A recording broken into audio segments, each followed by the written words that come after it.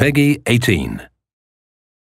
One of my earliest memories of music not coming from a traditional scene was the music for Metroid. I was completely caught up in that music.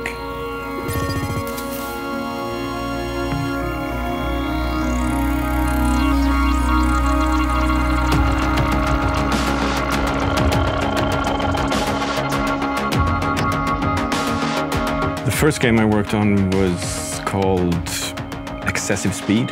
We had the first Pentium processors with a small 14-inch CRT screen and Sound Blaster sound card.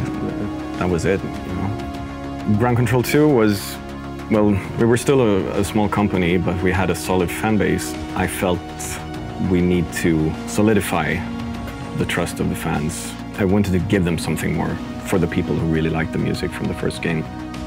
I'm still very proud of the music for World in Conflict. I was very lucky to start working close with the writer, and we had a close relationship discussing different characters, giving us a score that was much more married to what was going on in the game.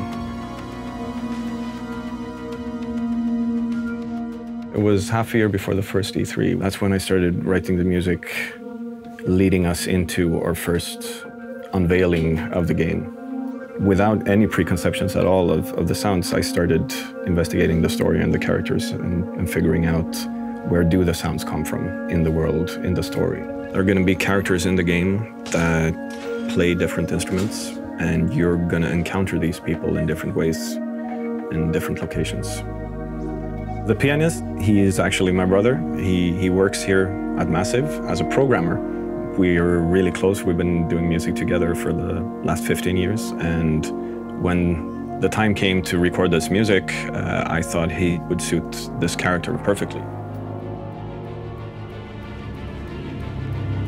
We have the general, like the epic story of the Division.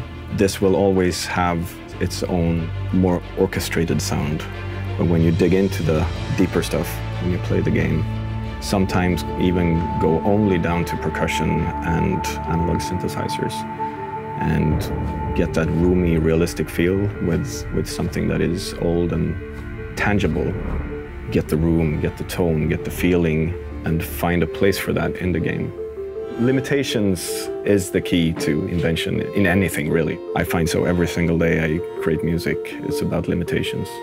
And what happens to people when society breaks down, they go back to their roots. I looked at different kinds of guitars and a lot of instruments that were brought to the US when people still didn't have records and things like that. What is it that we fall back on when we don't have electricity and things like that?